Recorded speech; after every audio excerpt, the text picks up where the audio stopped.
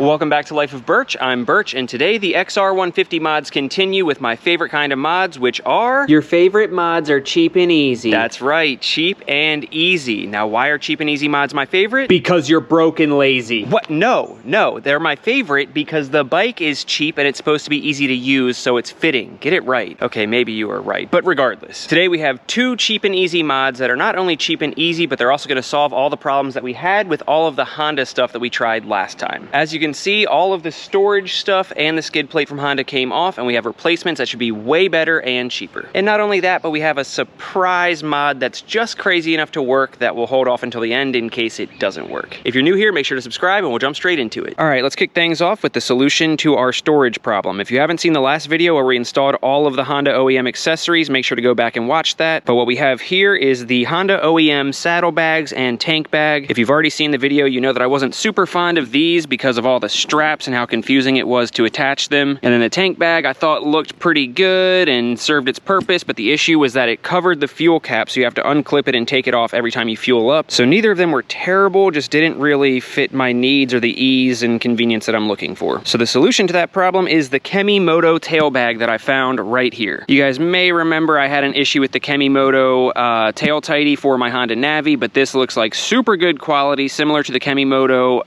handlebar bags that I use as saddlebags on the Navi as well. So not only is this going to hold almost as much as all of this combined, but it also has a bunch of super cool features, and it's really easy to put on and take off and doesn't have all the crazy straps hanging everywhere. So let's throw that on and I'll show you just how simple it is and just how good it looks.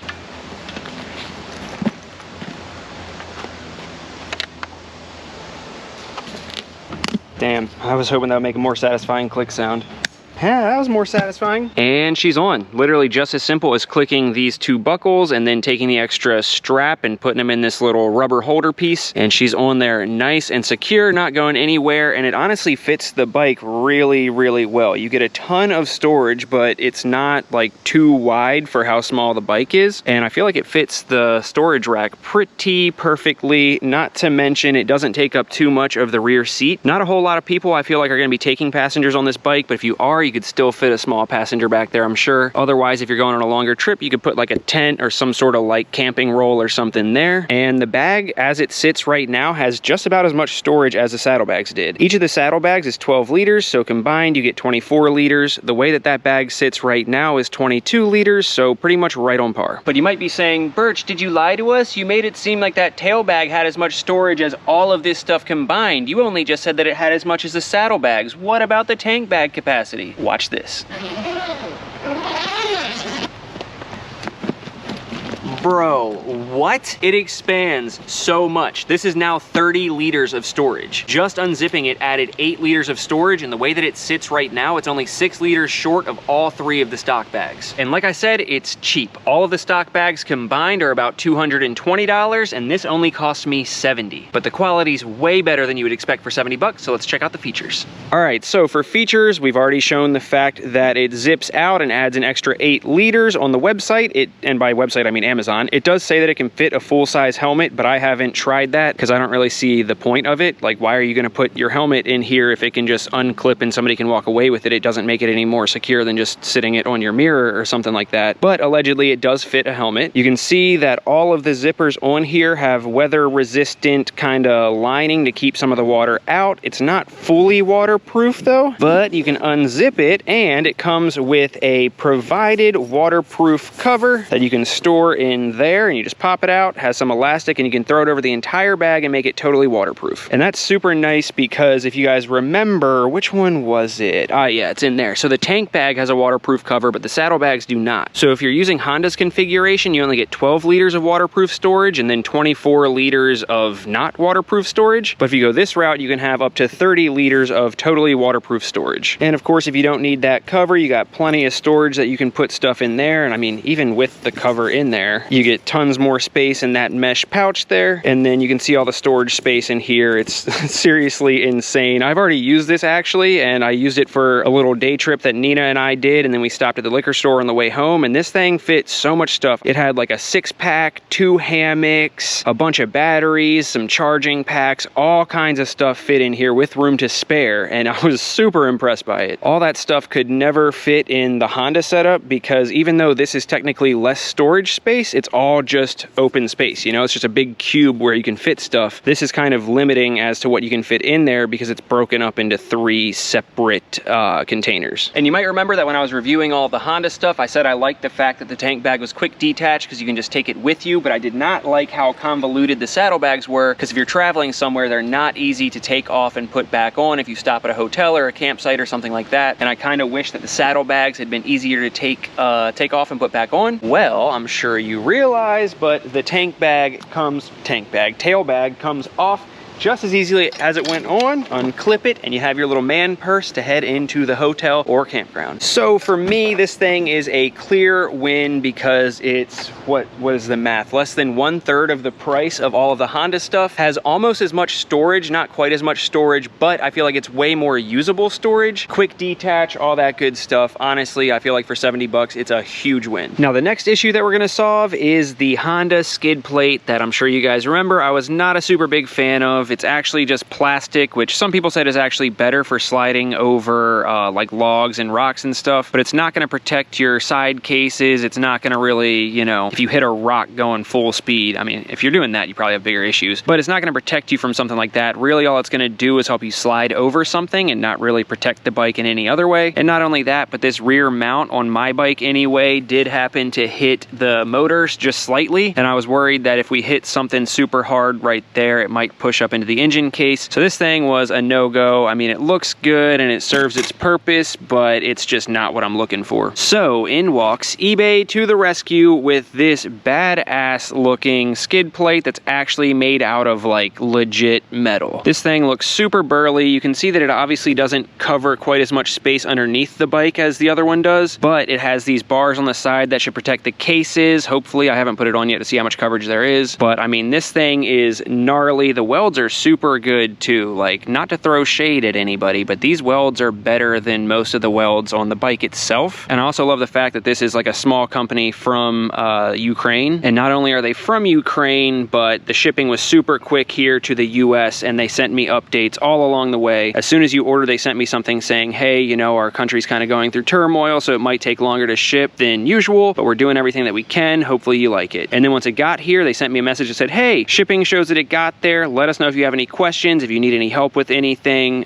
We hope you love it. So it doesn't get much better than that. Super good customer service, and it comes with all the mounting hardware here. It should only require, it looks like, a socket, an Allen key, and a flathead to put it on. So let's throw it on and then check it out.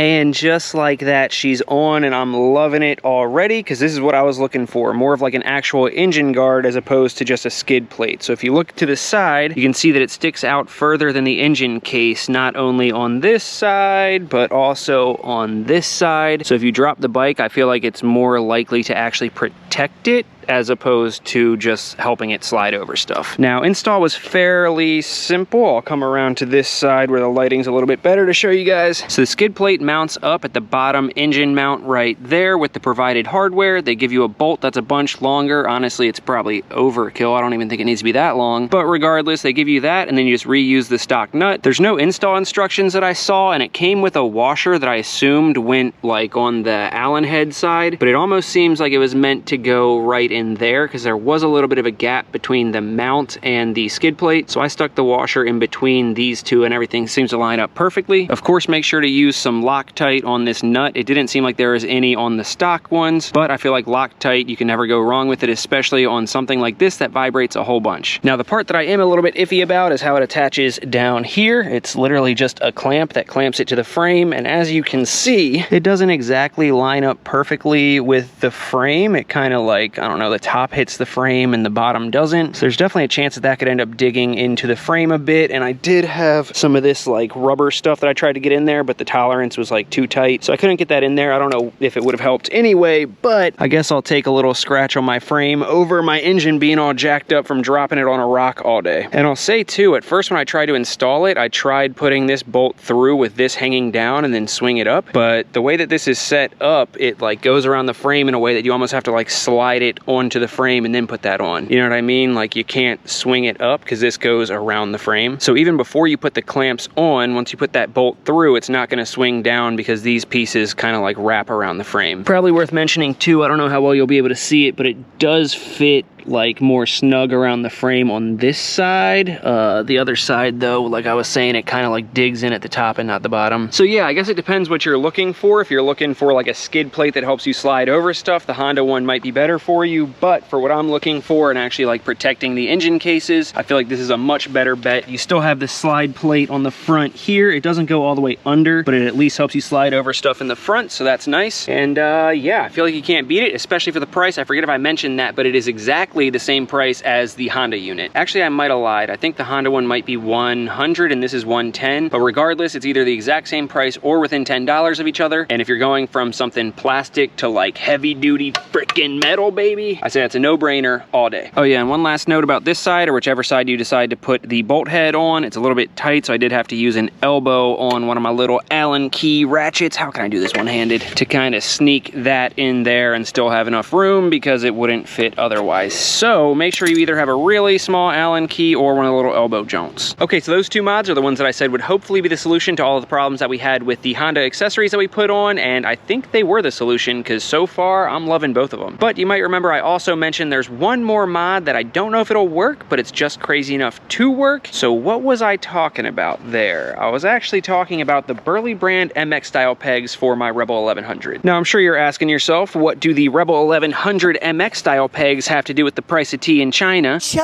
aka the XR150, and let me explain. So I actually have this extra set of foot pegs. I don't even remember how I got them, but they are the Burley brand MX style rider foot pegs for my Rebel 1100. And when I was riding my Rebel 1100 the other day, I was like, man, how crazy would it be if I put these big, like gnarly foot pegs on the XR? And then I was looking, and call me crazy, but it looks like where they attach is either the exact same width or maybe just like a washer difference. So call me crazy, but I'm going to take off the stock foot peg and see if I can mount up this gnarly Burley brand foot peg, and it's fully adjustable, so we don't even have to worry about whether or not the angle is correct. So fingers crossed, let's see. 12 seconds later. Alright, so it looked really hopeful at first, but I just don't think it'll work. I'm pretty sure I could get it to work, but my thought process is that the work it would require to make it happen just isn't worth it. So you can see that it's dang near the exact size. We could probably just throw a washer either on the top or on the bottom and it would be nice and snug in there. And I even found a way to kind of take the stock spring and squish it up enough that it could have fit in there, and that could have worked. But the thing is that where it kind of like comes to a stop, like rests up against the bracket there, it's like too far away. It needs something in between the foot peg and this in order to make it not go so far forward, you know? It should almost be like that, but it doesn't come to a rest until it's out there. So even though these are adjustable this way, it's like they're sitting too far forward on the bike, if that makes sense. So I'd have to find a way to kind of put like a plate in there or something. And while I think I could do it, I just don't think it's worth it because, like I said, I found these sitting around my house, but they're normally like 125 bucks. So there's other options available that I've seen for like 10 or 15 bucks on Amazon. So we'll probably just go that route in one of the next videos as opposed to doing this, because all the work trying to make it work isn't worth it when I can just spend 10 or 15 bucks $10 on some Amazon specials that will not only work for me, but also for you guys. So close but no cigar on those foot pegs, which might be a good thing. I don't know if you can see, they look massive on that little bike. Like, I wanted something bigger with more grip, but that literally looks like a friggin' bear trap on that little bike. But that's okay, because we did get 2 other mods installed that solved all of our problems, and I love those. And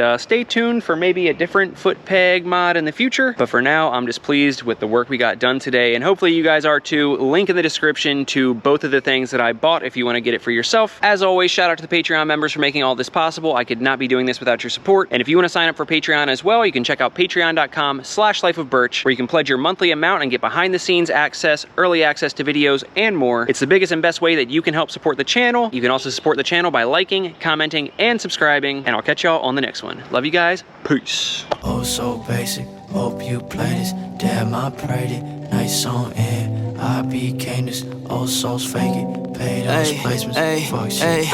And I'm still waiting on the brighter days. Been a minute, been rough many times more. And I'm kicking rocks to a sky of gray. Praying hard, talk to me before I'm done for.